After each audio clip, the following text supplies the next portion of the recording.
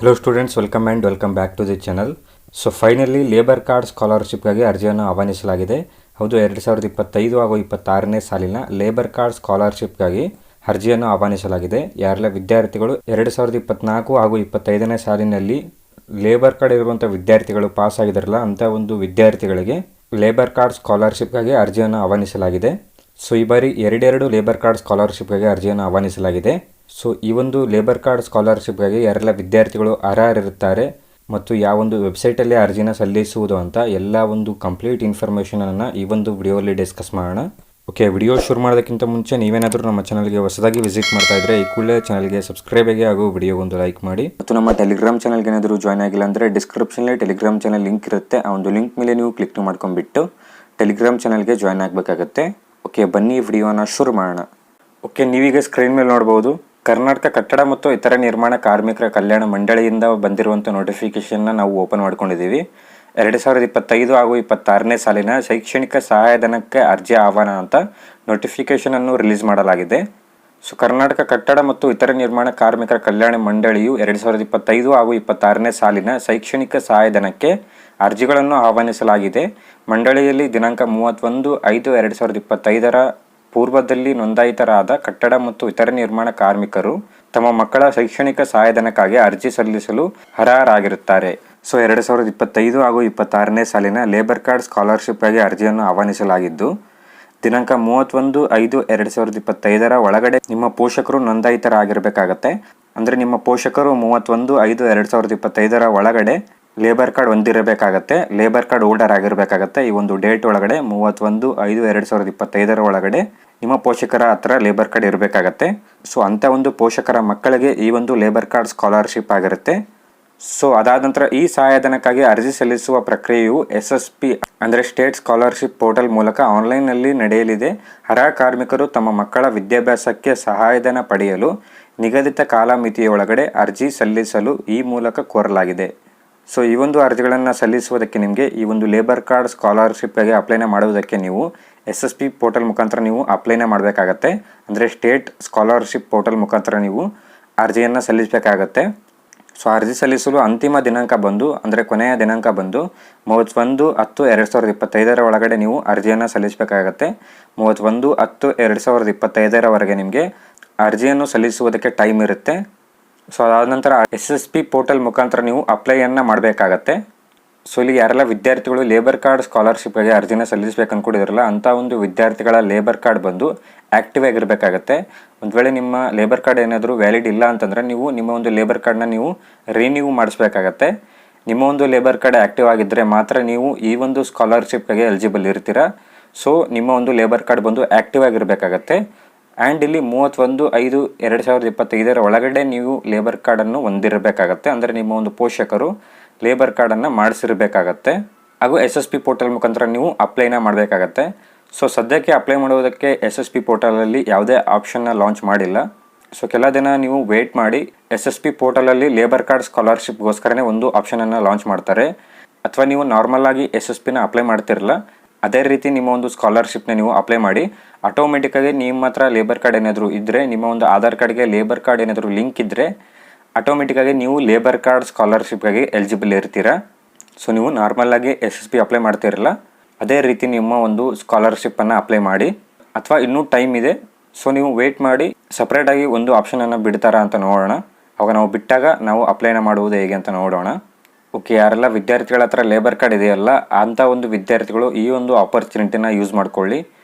So ಅದಾದ ನಂತರ ನಾನು ವಿಡಿಯೋ ಶುರುವಲ್ಲಿ ಹೇಳಿದ ಹಾಗೆ ಈ ಬಾರಿ ಲೇಬರ್ ಕಾರ್ಡ್ ಸ್ಕಾಲರ್ಶಿಪ್ಗಾಗಿ ಎರಡೆರಡು ಅರ್ಜಿಗಳನ್ನು ಆಹ್ವಾನಿಸಲಾಗಿದೆ ಅಂತ ಹೇಳಿದ್ದೆ. ಸೊ ನೀವೀಗ ಸ್ಕ್ರೀನ್ ಮೇಲೆ ನೋಡ್ತಾ ಇರಲ್ಲ, ಮತ್ತೊಂದು ಕರ್ನಾಟಕ ಕಟ್ಟಡ ಮತ್ತು ಇತರ ನಿರ್ಮಾಣ ಕಾರ್ಮಿಕ ಕಲ್ಯಾಣ ಮಂಡಳಿಯಿಂದ ನೋಟಿಫಿಕೇಷನನ್ನು ರಿಲೀಸ್ ಮಾಡಲಾಗಿದೆ.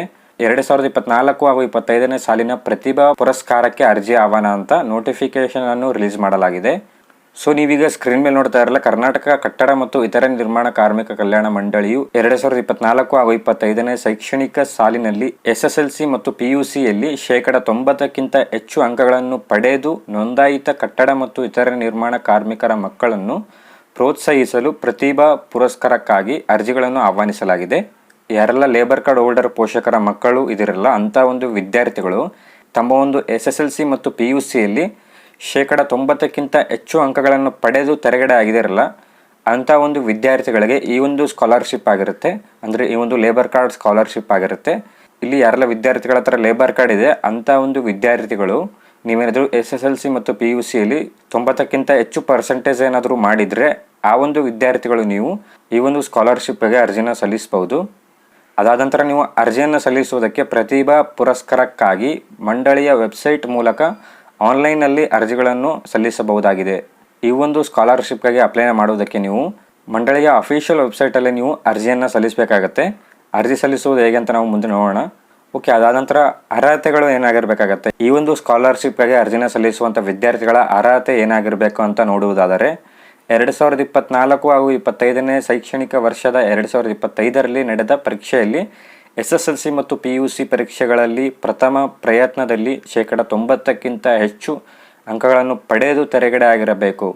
ಸೊ ನೀವು ಅರ್ಜಿಯನ್ನು ಸಲ್ಲಿಸುವುದಕ್ಕೆ 2024-25ನೇ ಸಾಲಿನ ಶೈಕ್ಷಣಿಕ ವರ್ಷದಲ್ಲಿ 2025ರಲ್ಲಿ ನಡೆದ ಪರೀಕ್ಷೆಯಲ್ಲಿ ಅಂದರೆ ರೀಸೆಂಟಾಗಿ ನಡೆದಿರತಕ್ಕಂಥ 2025ರ ಪರೀಕ್ಷೆಯಲ್ಲಿ SSLC ಮತ್ತು PUC ಪರೀಕ್ಷೆಯಲ್ಲಿ ಪ್ರಥಮ ಪ್ರಯತ್ನದಲ್ಲಿ ಅಂದರೆ ಫಸ್ಟ್ ಅಟೆಂಪ್ಟಲ್ಲೇ ನೀವು 90%ಕ್ಕಿಂತ ಹೆಚ್ಚು ಪರ್ಸೆಂಟೇಜ್ ಏನಾದರೂ ಮಾಡಿದರೆ ಅಂಥ ಒಂದು ವಿದ್ಯಾರ್ಥಿಗಳು ನೀವು ಈ ಒಂದು ಸ್ಕಾಲರ್ಶಿಪ್ಗಾಗಿ ಎಲಿಜಿಬಲ್ ಇರ್ತೀರ. ಅದಾದ ನಂತರ ಎರಡನೇದಾಗಿ SSLC ಪರೀಕ್ಷೆಗೆ ಸಂಬಂಧಿಸಿದಂತೆ ಫಲಾನುಭವಿಯು ದಿನಾಂಕ 2/5/2025ರ ಪೂರ್ವದಲ್ಲಿ ಮಂಡಳಿಯಲ್ಲಿ ನೋಂದಾಯಿತರಾಗಿರಬೇಕು. ಅಂದರೆ SSLC ಪರೀಕ್ಷೆಗೆ ಸಂಬಂಧಪಟ್ಟ ವಿದ್ಯಾರ್ಥಿಗಳು ಏನಿದಿರಲ್ಲ ಅಂಥ ಒಂದು ವಿದ್ಯಾರ್ಥಿಗಳು ನೀವು ನಿಮ್ಮ ಒಂದು ಲೇಬರ್ ಕಾರ್ಡ್ ಬಂದು 2/5/2025ರ ಒಳಗಡೆ ನೀವು ಲೇಬರ್ ಕಾರ್ಡನ್ನು ಹೊಂದಿರಬೇಕಾಗತ್ತೆ. ಅಂದರೆ ನಿಮ್ಮ ಒಂದು ಪೋಷಕರು ಲೇಬರ್ ಕಾರ್ಡ್ ಹೋಲ್ಡರ್ ಆಗಿರಬೇಕಾಗತ್ತೆ. 2/5/2025ರ ಒಳಗಡೆ ನಿಮ್ಮ ಒಂದು ಪೋಷಕರ ಹತ್ರ ಲೇಬರ್ ಕಾರ್ಡ್ ಇರಬೇಕಾಗತ್ತೆ, ರಿಜಿಸ್ಟರ್ ಆಗಿರಬೇಕಾಗತ್ತೆ. ಓಕೆ, ಅದಾದ ನಂತರ ಮೂರನೇದಾಗಿ PUC ಪರೀಕ್ಷೆಗೆ ಸಂಬಂಧಿಸಿದಂತೆ ಫಲಾನುಭವಿಯು ದಿನಾಂಕ 8/4/2025ರ ಪೂರ್ವದಲ್ಲಿ ಮಂಡಳಿಯಲ್ಲೂ ನೋಂದಾಯಿತರಾಗಿರಬೇಕು. ಸೇಮ್ PUCಗೆ ಸಂಬಂಧಪಟ್ಟ ವಿದ್ಯಾರ್ಥಿಗಳಿದಾರಲ್ಲ ಅಂಥ ಒಂದು ವಿದ್ಯಾರ್ಥಿಗಳು 8/4/2025ರ ಒಳಗಡೆ ನೀವು ಲೇಬರ್ ಕಾರ್ಡ್ ಹೋಲ್ಡರ್ ಆಗಿರಬೇಕಾಗತ್ತೆ. ಅಂದರೆ ನಿಮ್ಮ ಒಂದು ಪೋಷಕರು ಲೇಬರ್ ಕಾರ್ಡ್ ಹೋಲ್ಡರ್ ಆಗಿರಬೇಕಾಗತ್ತೆ. 8/4/2025ರ ಒಳಗಡೆ ನಿಮ್ಮ ಒಂದು ಪೋಷಕರು ನೋಂದಾಯಿತರಾಗಿರಬೇಕಾಗತ್ತೆ, ಅಂದರೆ ರಿಜಿಸ್ಟರ್ ಆಗಿರಬೇಕಾಗತ್ತೆ. ಸೊ ಸಿಂಪಲ್ ಇಲ್ಲಿ 8/4/2025ರ ಒಳಗಡೆ ನಿಮ್ಮ ಪೋಷಕರು ಲೇಬರ್ ಕಾರ್ಡ್ ಹೋಲ್ಡರ್ ಆಗಿರಬೇಕಾಗತ್ತೆ. ಅದಾದ ನಂತರ ಅರ್ಜಿ ಸಲ್ಲಿಸಲು ಅಂತಿಮ ದಿನಾಂಕ ಬಂದು 15/9/2025ರಂದು ಕೊನೆಯ ದಿನಾಂಕ ಆಗಿರುತ್ತೆ. ಅರ್ಜಿನ ಸಲ್ಲಿಸುವುದಕ್ಕೆ 15/9/2025ರಂದು ಕೊನೆಯ ದಿನಾಂಕ ಆಗಿರುತ್ತೆ. ಅರ್ಜಿ ಸಲ್ಲಿಸುವುದಕ್ಕೆ ನಿಮಗೆ ತುಂಬಾ ಟೈಮ್ ಇದೆ.